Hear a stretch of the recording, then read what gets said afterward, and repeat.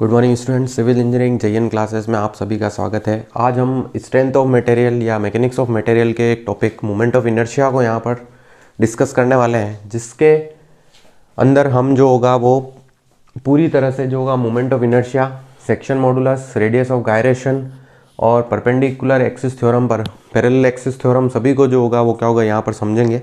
ये टॉपिक हमारे JN perspective से और बीटेक डिप्लोमा सभी में जो होता है वो कहता है ये टॉपिक आता है।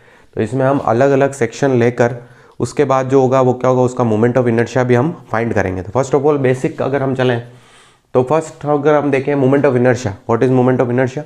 मोमेंट ऑफ इनर्शिया को जो होता है, moment of inertia is defined as the second moment of inertia of the section is called as the moment of inertia जो होगा वो कहलाएगा। तो इसको आई इज इक्वल टू जो होगा वो आपके पास क्या हो जाएगा, ए एक्स स्क्वायर, मतलब एक्स है, फिर उसके बाद हम इनटू जो होता है वो कहता है वापस एक्स कर देंगे, इसलिए ए एक्स स्क्वायर जो होता है वो हो जाएगा। एक्स हमारे पास जो होता है वो कहता है हॉरिजॉन्टल में एक डायरेक्शन जो होगी वो आपके पास हो जाएगी। तो I is equal to A x square, जिसकी यूनिट जो होगी वो हमारे पास क्या हो जाएगी, mm4 जो होगी वो होगी। सेक्शन सेकंड डेफिनेशन जो हमारे पास आती है वो आती है सेक्शन मॉडुलस की। Section modulus is equal to जो होता है वो कहता है I upon Y maximum. I जो होता है वो आपके पास मोमेंट ऑफ इनर्शिया है, किसी भी सेक्शन का मोमेंट ऑफ इनर्शिया, सभी का मोमेंट ऑफ इनर्शिया अलग अलग होगा। और वाई मैक्सिमम जो होगा वो हमारे पास क्या होता है, d/2। d/2 अगर आप जो होता है वो कहते हैं डेप्थ का d/2 करें या b/2 करें तो वो हमारे पास क्या कहलाता है, वाई मैक्सिमम जो होगा वो कहलाएगा। इसकी यूनिट जो होगी वो mm³ जो होगी वो हो जाएगी। फिर उसके बाद नेक्स्ट आता है radius of gyration. Radius of gyration का फॉर्मूला होता है रूट ऑफ आई अपॉन ए। आई जो होगा वो हमारा मोमेंट ऑफ इनर्शिया है किसी भी सेक्शन का, और ए हमारे पास किसी भी सेक्शन का एरिया हो जाएगा। दो थ्योरम जो होती है वो कि जनरली मोमेंट ऑफ इनर्शिया में यूज़ की जाती है, वो दोनों थ्योरम जो होगी वो पहली कहलाती है हमारे पास parallel axis theorem. Parallel axis theorem का फॉर्मूला जो होता है I A B is equal to I G plus A H का स्क्वायर। आई जी जो होगा वो क्या होगा, किसी भी सेक्शन का सेंटर ऑफ ग्रेविटी के अबाउट जो होता है वो मोमेंट ऑफ इनर्शिया हो जाएगा। ए जो होगा वो एरिया हो जाएगा किसी भी सेक्शन का, और एच बार जो होगी वो क्या होगी, डिस्टेंस हो जाएगी सी जी से। तो ये चीज़ जो होगी वो होगी। फिर उसके बाद perpendicular axis theorem. Perpendicular axis theorem I Z Z is equal to जो होगा वो हमारे पास I X X plus I Y Y जो होगा वो हो जाएगा।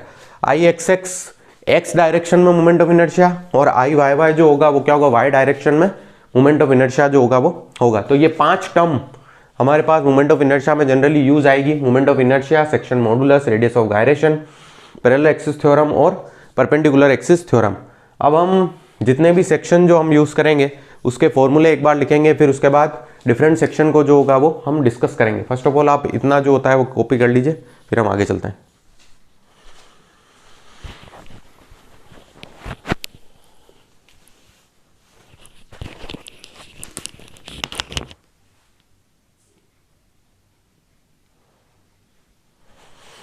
अब उसके बाद इस टेबल में जो होगा वो हमने डिफरेंट टाइप ऑफ सेक्शन के मोमेंट ऑफ इनर्शिया डिस्कस किए हैं। First of all rectangle, hollow rectangle, circle, hollow circle और ट्रायंगल। ये जो हो जाए वो 5 सेक्शन ऐसे होते हैं जो मैक्सिमम जो होगा वो हमारे पास यूज़ किए जाते हैं, और मैक्सिमम क्वेश्चन जो होता है वो जेईएन में इन्हीं से आते हैं कि रेक्टेंगल सेक्शन का या फिर होलो सर्कल का जो होता है वो कहते हैं मोमेंट ऑफ इनर्शिया जो होता है वो डिस्कस कीजिए।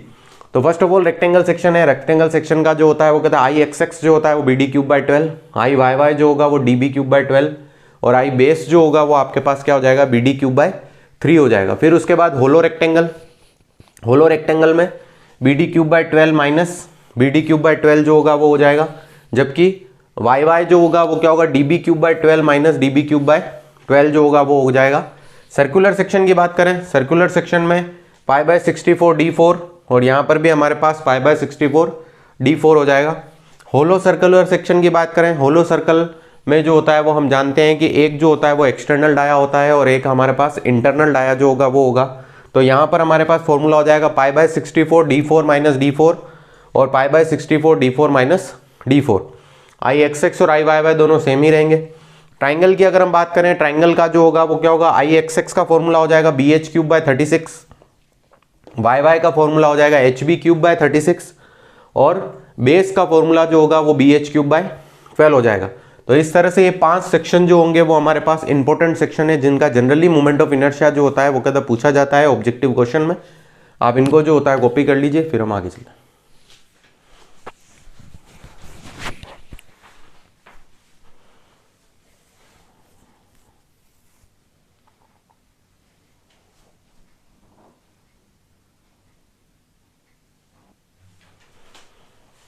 नेक्स्ट अब हमारे पास फर्स्ट न्यूमेरिकल प्रॉब्लम जो होती है वो आएगी कि टी सेक्शन का हमको मोमेंट ऑफ इनर्शिया फाइंड करने के लिए जो होता है बोला जा रहा है कि भाई टी सेक्शन है आपके पास और इसका मोमेंट ऑफ इनर्शिया हमको फाइंड करना है। तो टी सेक्शन में देखिए फ्लेंज, हमारे पास फ्लेंज जो होती है वो कहती है ये कहलाती है, ये फ्लेंज कहलाती है और ये हमारे पास वेब कहलाती है। तो फ्लेंज का जो एरिया दे रखा है 60 × 20 और वेब का एरिया भी जो होता है वो 60 × 20 जो होता है वो दिया है। फर्स्ट ऑफ ऑल अगर हम इस पे देखें तो एक्स बार, यहाँ पर हमेशा एक्स बार जो और वाई बार की जब हम बात करेंगे तो जस्ट जो होगा जो क्या होगा, अगर हमको एक्स बार निकालना है तो हम जो होता है वो कहता है वाई की डायरेक्शन देखेंगे और वाई बार निकालना है तो एक्स की डायरेक्शन देखेंगे। फॉर एग्जाम्पल यहाँ पर जो एक्स बार लिखा है वो हमने डायरेक्ट 60/2 जो होता है वो लिखा है। कैसे लिखा है, अगर हम इस सेक्शन को देखें तो हमने जो होता है वो कहते हैं ये बोला है कि जब हम एक्स बार निकालेंगे तो हम हमेशा वाई की डायरेक्शन को जो होता है वो देखेंगे। तो अगर इस सेक्शन को अगर मैं वाई की डायरेक्शन में जो होता है वो क्या होता है सिमेट्रिकल में काटना चाहूँ तो बिल्कुल सिमेट्रिकल कटेगा।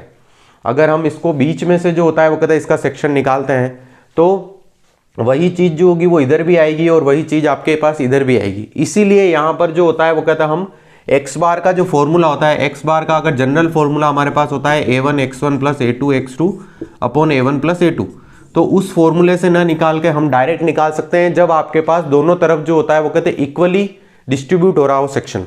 तो यहाँ पर हमने देखिए इक्वली डिस्ट्रीब्यूट हो रहा था तो ये हमारे पास 60 है तो हमने 60/2 कर दिया तो ये क्या आ गया हमारे पास 30 mm आ गया।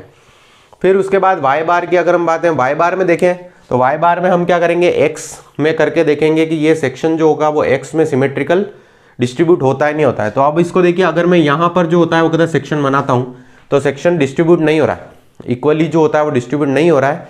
इसी वजह से जो होता है वो क्या होता है हमको a1y1 + a2y2 का फॉर्मूला फाइंड करके वाई बार निकालना पड़ेगा। ये डायरेक्ट आप तभी निकाल सकते हैं जब सेक्शन आपका जो होता है वो कहते हैं इक्वली डिस्ट्रीब्यूट हो रहा हो। अगर सेक्शन आपका इक्वली डिस्ट्रीब्यूट नहीं हो रहा है तो आपको इसी तरह से जाना पड़ेगा।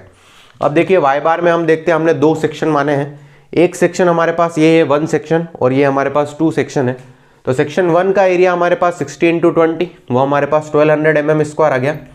y1 की अगर हम बात करें तो y1 हम कैसे फाइंड करेंगे, हमेशा हमें जो होता है वो कहता है बेस से ही चलना है।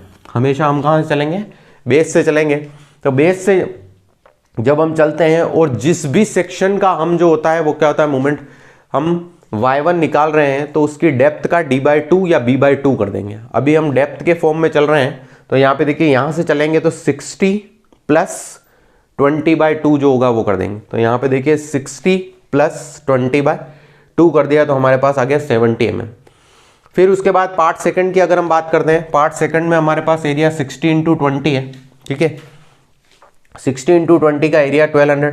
अब यहाँ पे देखिए वापस हमको d/2 करना, हम इसी सेक्शन पे चल रहे हैं और इसी का हम क्या कर देंगे d/2 कर देंगे तो हमारे पास 60/2 = आ जाएगा 30 mm।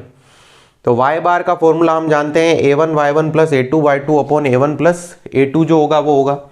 तो a1 हमारे पास 1200, y1 70 + 1200 × 30 अपॉन 1200 + 1200 = 50 mm जो होगा वो हमारे पास आ गया। तो हमको एक चीज़ जो होती है वो ध्यान रखनी, हमको हमेशा बेस से चलना है और जिस भी सेक्शन का हम y1 या y2 निकाल रहे हैं तो उसकी डेप्थ का या विड्थ का, अगर आप y के रेस्पेक्ट में चल रहे हो तो आप डेप्थ का क्या कर दोगे d/2 जो होगा वो कर दोगे, ठीक है। इतना आप कॉपी कर लीजिए, फिर आगे चलते हैं।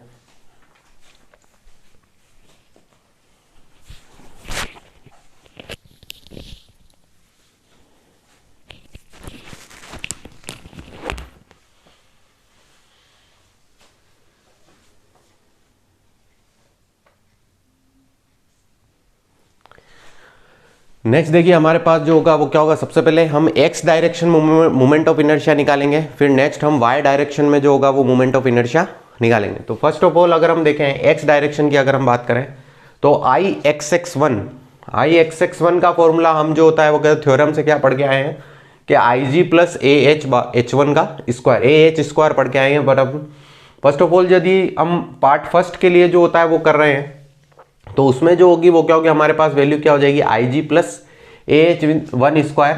तो 60 bd³ / 12, b आपके पास 60 है, d³ / 12 प्लस A1 हमारे पास कितना आ रहा था 1200। फिर यहाँ पर हमने डिस्कस किया था कि जब भी हम x x1 की बात करेंगे तो हम क्या देखेंगे, y बार और y1 को देखेंगे। तो फर्स्ट ऑफ ऑल हमारे पास h1 क्या है, y1 माइनस y बार, y1 हम निकाल चुके 70 माइनस y बार हमारे पास 50, तो 70 माइनस 50 का स्क्वायर कर दिया तो हमारे पास ये आ जाएगा। सेकंड वापस B D cube by 12, B हमारे पास 20, डी हमारे पास 60, तो 20 इंटू 60 का क्यूब डिवाइड बाई 12, ए हमारे पास 1200 आ जाएगा। फिर y बार माइनस y2 करेंगे, 50 माइनस 30 का जो होता है वो स्क्वायर कर देंगे।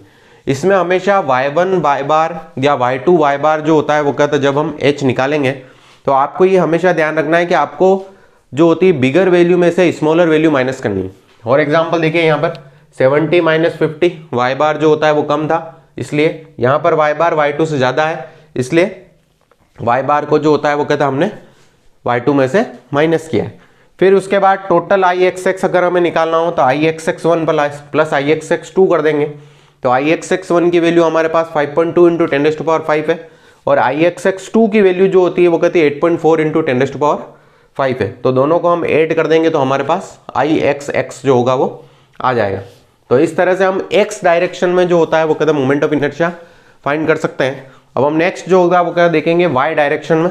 आप इतना जो होता है वो कहता कॉपी कर लीजिए, फिर हम आगे चलते हैं।